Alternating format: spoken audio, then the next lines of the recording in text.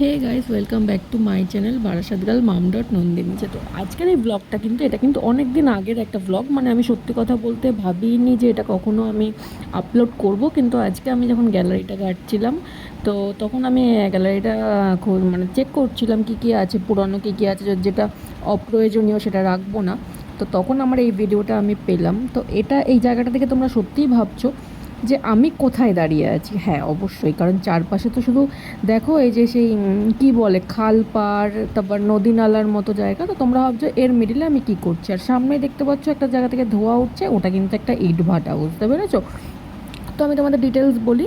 এটা হচ্ছে তোমাদের হাসনাবাদ লাইন, ঠিক আছে? হাসনাবাদ লাইনে তোমরা যারা হাসনাবাদের দিকে থাকো বা যারা হাসনাবাদের দিকে থাকো না, তবু শুনেছো নাম বেলেঘাটা বলে একটা স্টেশন আছে ওদিকে। আর বেলেঘাটা স্টেশন থেকে নেমেই বেলেঘাটা স্টেশন থেকে নেমেই বা স্টেশনের উপর থেকেই তোমরা দেখতে পাবে এই জায়গাটা, পাশেই ইটভাটা রয়েছে। তো আমি মূলত ওখানে গেছিলাম জাস্ট, আমার যেহেতু খুব ভালো লাগে, বুঝেছো তো, গ্রাম্য পরিবেশ আমার ভালো লাগে দেখতে। আর তাছাড়া গেছিলাম কিছু ভিডিও করার জন্য, মানে এটা সেই শীতকালের সময়, এই বছর জানুয়ারির টাইমে। তো যাই হোক, আমি গেছিলাম ভিডিও করতে। তো পাশে যখন ইটভাটাটা দেখলাম, তো আমি আমার ইচ্ছা হলো যে ইটভাটাটার ভিতরে ঢুকে দেখি যে ওখানের মানুষ কীভাবে জীবনযাপন করছে। তো সেই জন্যই আমি আরও স্পেশালি ভিতরে গেলাম। আর যেহেতু কিছু রিলস শ্যুটও করার ছিল ইনস্টাগ্রামের জন্য, তো চিন্তা করলাম একবার ভিতরে ঘুরেই যাই। তো ভিতরে ঢুকেছি, ভিতরে দেখো ঘরগুলো কত ছোট ছোট, ওরা কতটা কষ্ট করে থাকে তোমরা নিজেরাই দেখো। আর তারপরে দেখো ওদের যারা কাজবাজ করছে তাদের যথেষ্ট বয়স হয়েছে, তারা করছে ঠিক আছে, কিন্তু এখানে তোমরা দেখবে, আমি ব্লগের শেষে দিয়ে দেবো যে বাচ্চাগুলো কতটা কষ্ট করে, এখানে বাচ্চাগুলো কতটা কষ্ট করে। ইভেন ওরা মানে কী বলবো, খাওয়া দাওয়াতে তো কষ্ট আছে, সব কিছুতে আছে, তারপর তো ওরা তার সাথে সাথে পড়াশোনাও করে না। আমি জিজ্ঞেস করছিলাম পড়াশোনা, বলছে না করি না। তো তোমরা পুরোটা দেখতে হবে। আমি ওদেরকে কিছু খাবার টাবার দিয়েছিলাম, আমার ইচ্ছা আছে আবার যদি কখনো যাই ওদিকে তো নিশ্চয়ই ওদের জন্য কিছু নিয়ে যাব। আর তোমরা যারা যারা ওইদিকে থাকো তোমরাও ওদের জন্য কিছু নিয়ে যেতে চাইলে নিয়ে যেতে পারো।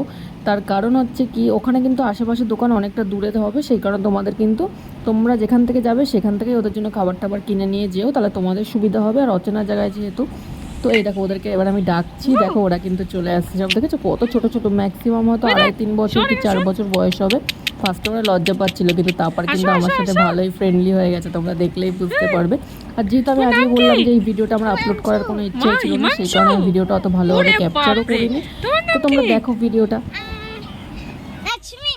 কি নাম? পড়াশোনা করো? পড়াশোনা স্টাডি স্টাডি।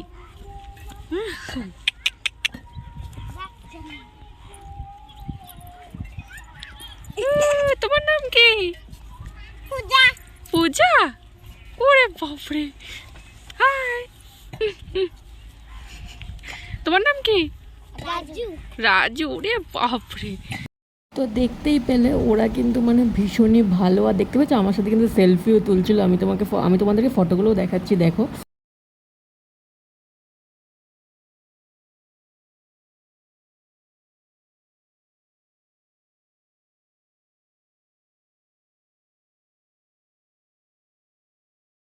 আর ফটোগুলো তোমাদের কেমন লাগলো অবশ্যই কিন্তু আমাকে কমেন্ট করে জানাবে, ঠিক আছে? আমার তো ভীষণ ভালো লেগেছে এগুলো। তারপর যেহেতু জানুয়ারি মাসেই আমাদের সকলের প্রিয়, আমার ফ্যামিলিতে কুকুর বার্থডে ছিল, আমার মেয়ের মতোই, কারণ আমার দিদির মেয়ে হয়, তো আমারও মেয়ে। তো ওর বার্থডে ছিল, ওর বার্থডেতে চলে গেছিলাম ওখান থেকে। আর ওই দেখো আমি হাত বাড়াচ্ছি, কিন্তু ও হাত দেবে না, যেটা হয় বাচ্চাদের মন মর্জি। আর এত সব খেলনা পেয়ে তো ও খুবই বেশি এক্সাইটেড। তারপর থেকে এখানে কিন্তু কেক কাটাকাটি হচ্ছে, ঠিক আছে? ওর বাবা, এটা ওর বাবা, তো ওর বাবাই ওর হাত ধরে কেকটা কাটাচ্ছে। আর তারপর কি বার্থডে যে সেলিব্রেশন হয়, কেক কাটাকাটি, এর আগে আশীর্বাদ পর্বও হয়ে গেছে। তো আমি অত আর ডিটেলস দিলাম না, ঠিক আছে? ওই দেখো সবার দিকে তাকাচ্ছে, ভাবছে কাকে আগে খাওয়াবো। তো যাই হোক, তারপর সবাইকে এক এক করে খাইয়েছিল। আর এখানে দেখো আমি কুহুর সাথে একটুখানি ছবি তুলছিলাম আর ওকে একটু আদর করছিলাম। আজকের ব্লগটা এতটাই, তোমাদের কেমন লাগলো অবশ্যই জানিও। আর এই যে কুহুর বার্থডের কেক, আর তার সাথে কুহুর অনেক অনেক মিষ্টি মিষ্টি ছবিও আমি শেয়ার করলাম। তো আর দেখো যে কি মিষ্টি লাগছে, আবার ছুরিটাকেও চাটছে, আসলে বাচ্চারা যেরকম হয়। তো তো আমিও ওর সাথে অনেক ছবি তুলেছিলাম, সবার আপলোড করলাম না, কারণ ওই আজকের দিনটা ওর জন্যই থাকুক, সেই কারণে।